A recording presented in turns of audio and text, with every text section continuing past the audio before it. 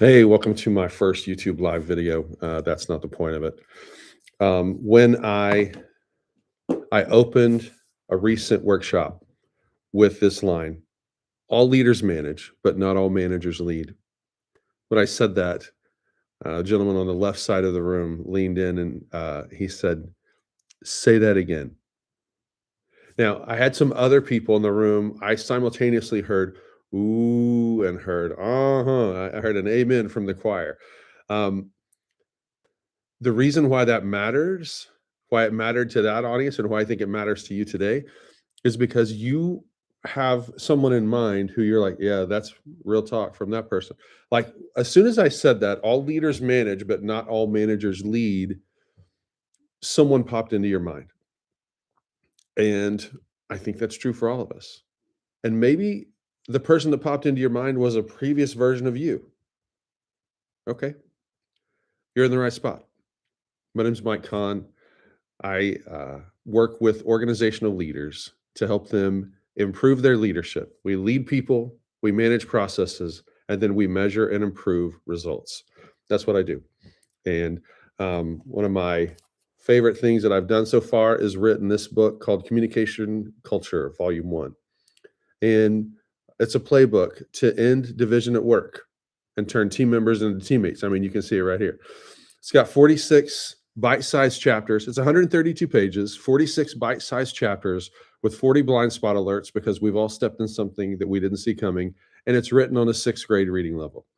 Now, the reason it's written on a sixth grade reading level is because I want it to sit on the corner of the desk of every organizational leader in a nonprofit or a for-profit, in a school or a business, in whatever organization where people lead people. Those are my people. That's what I do.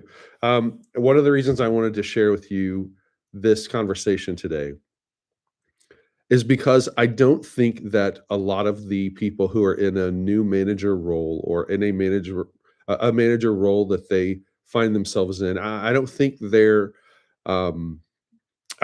there because they don't deserve to be there. I think a lot of times we become a not a victim, but we become a product of the widget system, which I'll explain to you in just a moment. But before I give you the content, I want to give a little context. And whenever I say give a little context, I'm really talking about just framing the conversation. Before every conversation you have, you're pre-framing the conversation. You and I do this all the time. You're having the conversation with yourself before you actually get to the place where you're going to have the conversation. We're gonna walk and talk here while I'm moving from here over to my desk. We all have the conversations with ourself, with the person in the mirror before we get to the place where we're having the conversation. And I mean, you know how it works, especially in leadership. A lot of times sometimes you got to give yourself a little pep talk because of the conversation that you're going into, because you you already know some of what's waiting for you, right? Other times you're like, hey, I don't know what's going to happen on the other side of this conversation, but I do know that I want to show up well. I want to lead well. I want to show up and serve. I don't just want to talk. I don't just want to, I'm not talking to myself, but you do have to talk to yourself to get ready. You got to coach yourself up. What I know about most people, a lot, maybe most is too many. What I know about some people is you are a lot better at giving advice or giving perspective to someone else, and you're a lot better at receiving someone's perspective coming from someone else. But whenever you're talking to yourself, a lot of times what you do is you're ruthless with your comments, with your critiques, with your criticism. One of my favorite questions to ask is, am I being curious or am I being critical? And sometimes it's, yeah, sure, I'm being both. But what I know is true is often in leadership, we don't want to be a prisoner of the moment. We do need to be able to respond, not react. There's a reason it's called a knee jerk reaction. When I just react, you just get Mike. You get Mike in the moment, and sometimes that's not always the best version of me. So when you're going into a conversation, you want to pre-frame it, get ready ahead of time. That also means an email setting expectations, maybe a text message setting expectations. If you get a text message from me, it's going to be riddled with emojis because I don't want the way that you interpret it to be left to the last, 3 or 4 minutes of your life before you get a chance to read it, right? I don't know what you're going to have been going through at the moment. So you're pre-framing the conversation. And then when you get to the conversation, you actually frame it. You set the expectation. Today, we're going to talk about this. Here's what we're going to talk about today. It's not tricky, but it's something that a lot of times we in leadership we just kind of run past because we don't think we have enough time or we don't have enough time to do it that way or so many things that we think. I don't know everything that you think. I don't know everything that I think. And then the other thing that I know is true about context with leadership is sometimes you have to come back after the conversation was had, and then you've got to reframe the conversation. So we're pre-framing the conversation, we're framing it up, and then sometimes we have to come back and reframe it. And because someone says, well, they said this to me. Well, hold on. I don't know if that's actually what they said. I understand that's what you heard. Could it be possible that actually what they said was this? And then you're reframing the conversation. Now, how do you reframe the conversation to try to talk them into something? No. A lot of times it's to try to talk them off of the ledge that they've talked themselves onto, to talk them out of the panic that they've talked themselves into, especially when we're talking about a job performance or we're talking about something along those lines. The reason why that matters is because what I know is true about a lot of people in leadership, a lot of people in management positions, they were really good at making widgets. Now, I don't know what the widget was that they were making, but they were really good at making a widget. And everything that we do, I mean, everything that we say, every tool that we have can be used as a tool, can also be used as a weapon, right? Like a lot of the people in leadership positions or in management positions that I have the opportunity and the privilege to work with, they got there because they were really good at making widgets. And whenever you start making a widget, typically you don't try to make it for mass production, right? When you start making a widget, you make it to solve one specific problem. And what has happened in my experience in working with some of these leaders in those positions is they have been so good at making widgets and it solved the issue, it solved the problem that they were facing so well that someone else said, oh man, that's awesome. Hey, could you make me one of those? And then you're a well-intentioned widget maker, a problem solver. You don't go into it thinking I'm a widget maker. You go into it thinking, yeah, I solve problems. And so you solve this one problem for yourself. Someone else saw that, like, oh wow, that's a great solution. Either, and I wish I would have thought of that, or hey, I don't need to reinvent the wheel. Mike's already making the widget. Hey, Mike, would you make me another widget? Yeah, sure. Of course, I want to help people. Yeah, sure. Thanks for seeing value in this thing that I made. And then before you know it, the widget worked so well for them, just like it worked well for you. And then they come back to you and say, hey, that was great. Could you make me 10 widgets? Listen, I'll pay you for it. And you're like, yeah, for sure. I will make those 10 widgets. Thank you. And it doesn't matter how long it takes you to make them. It always takes a little bit longer than you thought it would because now you've got a heightened sense of urgency because now there's going to be a financial exchange, a monetary transaction. And so you're like, okay, I need to get that done quickly because a lot of times what's true, a lot of times the widgets were not only a problem that was solved, but it was a problem that was solved out of necessity. So you have this widget that you made to solve a problem that did solve a problem, not only for you, but someone else saw that same problem and they said, "Hey, this is amazing. Could you help me solve my problem the way you solved your own problem by making this widget?" And then they order 10 and everything goes well. And they say, you know what? 10 was great, but it's just getting started. Could we order 10 more or a dozen more or a couple of dozen or 100 or whatever that number is? Now we're in algebra class, we're solving for X, right?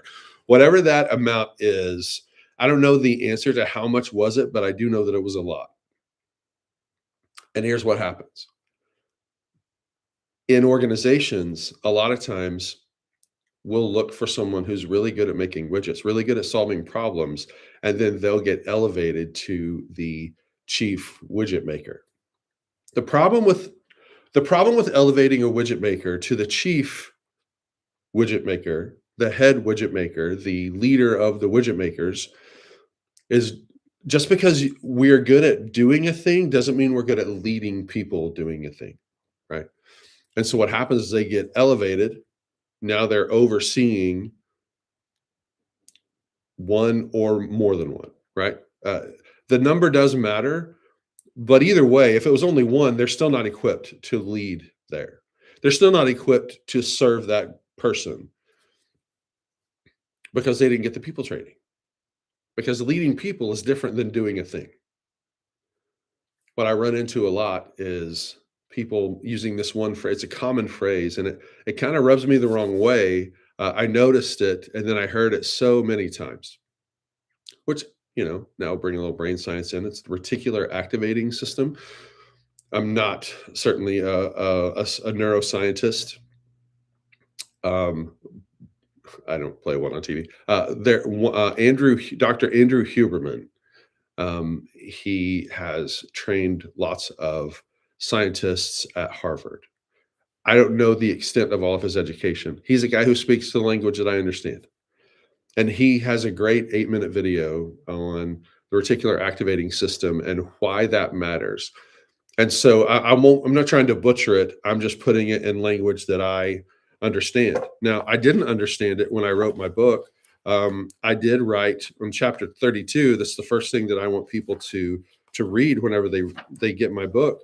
You're like, hey, Mike, if that's the most important thing, why didn't you put chapter 32 as chapter 1? I'm like, well, because I want you to intentionally go to chapter 32. Like, this is my teaching copy of my book. It's on page 100, right? And does that mean the first 99 pages are junk? No, it doesn't mean that. It just it gives me something that's sticky to be able to tell people, hey, this is what I want you to do. Put handles on hope is what I call it. And chapter 32 simply says you'll find what you're looking for.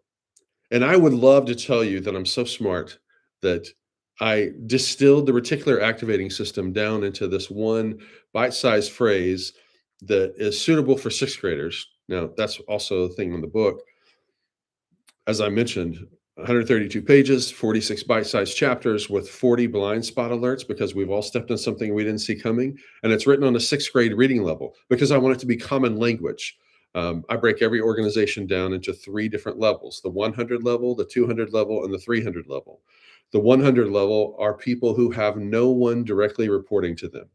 The 300 level are C-suite, ownership and C-suite. And then the 200 is everyone in between, everyone who's got at least one person reporting to them and they report to someone else. So I want this book and the other books that I write, I want to have a library stacked right on the corner of the desk of every leader, team leader, department leader, divisional leader, organizational leader, all of those folks.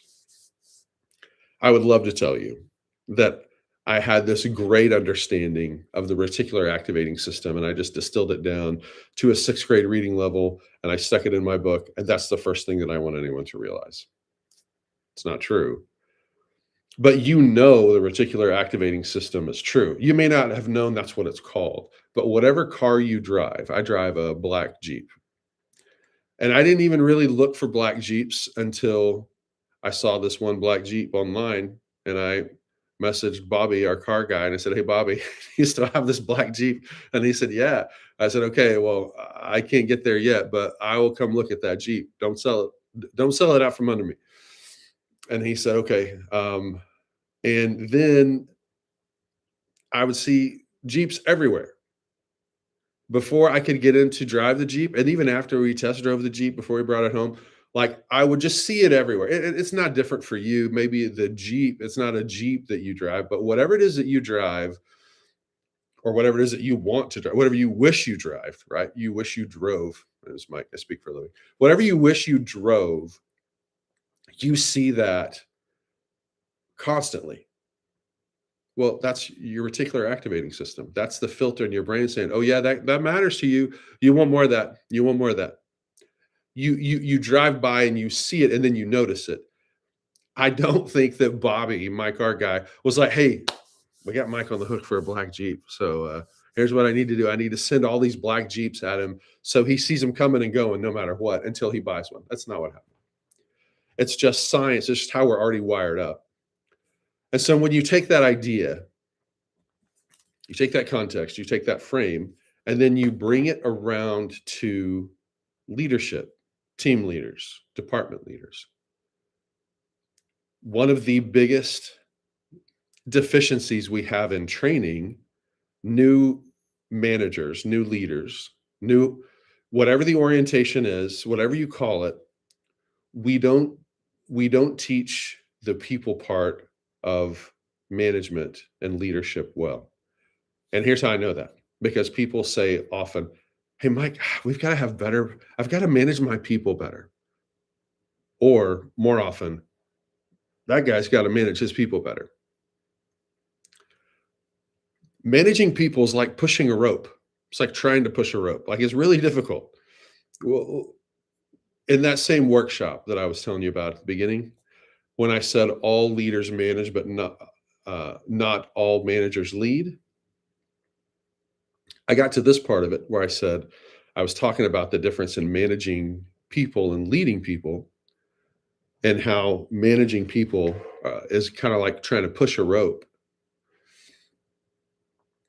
And then I said, people don't like to be managed. And then I took a step back, put my hand in my pocket, and I said, well, let me ask you this question. Do you like to be managed? And you kind of look around like, well, no, I don't like to be managed. Because here's what's true. People who report to you, when you try to manage them, they will sometimes, they'll obey out of compliance. They'll obey out of obligation. They will, the best way to put it, they'll obey out of compliance. And then they'll go home to Indeed.com or LinkedIn or wherever they go to find new job postings, and they're looking for a leader worth following. I think one of the reasons why people try to default to managing people instead of trying to lead them is because leadership's hard. Because people are gray. Because it's so much about the situation, it's about the framing, it's about the context, it's about all of the different variables. I bet you're a bit like me. At some point, you had an opinion about something that really, really mattered to you, and you thought, this is a deep conviction of mine, whatever that conviction could be. And then when something happened to someone close to you, or an experience, someone close to you experienced the thing that you thought you had such a deeply held conviction about, well, now it's different because it's affecting someone that I know and that I love, right? That's true for you. It's true for me, and it's true for the people that we lead, which is why we should try to lead people, manage processes, and then measure and improve results. Problems should be solved, people should be valued. Problems should always be solved. I'll say that differently. Problems should be solved. People should always be valued. And this is going to be a different video for a different time, but one of the things that's been really, really helpful, as I mentioned, I try to put handles on hope for people. So it's not just abstract ideas, but people can pick it up by the handle and then take it with them and go do whatever good they're doing. The goal that I want people to have in working with me, whether it's like this, watching some community service content on YouTube, which I'm happy to provide, or whether it's a keynote or a workshop, whatever the situation is, buying books, like whatever the situation is, I want people to be able to engage with my content and have better conversations at work, at home, and in their community, both online and off. To me, the goal of a conversation is to be able to come back and have another conversation. I do sessions in schools, K-12 sessions in schools over social emotional learning. And one of the things we talk about there is like, I would rather us try to have conversations than debates, because in conversations, it's possible for everyone to win. In debates, there's often a winner and a loser, but most of the time, nobody actually wins a debate. And the people who disagree with that typically are ones who say that they feel like they won. And I would say maybe you did win officially. You had more tally marks on the scoreboard or whatever. But what had to happen for you to win? Like, what was the relational cost? What was the cost of your integrity? What was the cost of you maybe crossing a line you didn't intend to cross, or saying something you didn't mean to say, you wish you wouldn't have said, but you said it in the heat of the moment? Like, there's always a cost. There's always a people cost. So, back to the topic of the day. All leaders manage, but not all managers lead. The first time I said that, I didn't think about it. It just kind of came out of my mouth. Um, I didn't like have it ready for a talk. I didn't have it ready for a video online or anything like that. I was having a conversation with a good friend of mine, and this was probably 12 years ago, maybe longer. And I remember the conversation. Brett and I were having a great conversation, and I said that line, I said that sentence, and he said, "Hold on, say that one more time." And so I said it one more time. And the fact that my good friend, who is not gonna, like, buy me tacos and tell me I'm pretty, like, he's not just going to say what he thinks I want to hear. He leaned in, and he's not only a good friend, but he's also a leader of people, and he's a really good leader of people. And so when I said that, and he said, "Hey, say that again," and then he not only said, "Say it again," he wrote it down in his notebook. I thought, okay, well, if he's going to write it down in his notebook, I need to write it down in my notebook because I need to remember it. And I would love to tell you that I've never forgotten it. It's not actually true. And I also would love to tell you that I've never tried to manage people. I've always tried to lead and inspire. Also, not accurate. At work and at home. I'm married to my lovely wife of 26 years now at this time, and then we've got 3 lovely kids, beautiful kids, awesome kids, um, 24, 20, and 18, and then I've got a son-in-law. Awesome. Very proud. Like this business that I have, Mike Con Coaching and Consulting, I say this all the time. This business is the second greatest work of my life so far, next to being Gina's husband, Rayleigh Jackson and Jacob's dad, and Aiden's father-in-law. And one of these days, some short people are going to call me Pops or something. I don't know what they're going to call me, but they're gonna call me something nice, and I'm probably going to try to give them maybe more things than I should. Right? Like that's how I'm told that's how that grandparenting thing works. That's how it's certainly been modeled in my house from all the grandparents that I've ever known, really. So it's really important for me to frame this conversation and my business as just what it is. It's a business. It's not my life. It's my business. And it's not the most important work of my life so far. It does help people for sure. Back to chapter 32, you'll find what you're looking for. If you're not looking to be helped, it ain't going to help you. If you're not looking to be equipped to do good, then it's not going to help you. I mean, worst case scenario, this 132 page book is a really good paperweight, or you might be able. It's a heavy fly swatter, but it's usable, definitely usable. But for me and for you today with this conversation, what I hope that you get out of it is I hope you have this like something you could toggle back and forth to, 2 different screens maybe. Um, it's a juxtaposition between leading and managing. Juxtapose, kind of pit this against the other. This is what this means. Okay, now compare it to that. What does this look like? Am I managing or am I leading? Because that looks different. Don't hear me say something I'm not saying. All leaders manage. You manage time, you manage budgets, you manage calendars, you manage priorities. That's part of leadership. All leaders manage, but not all managers lead.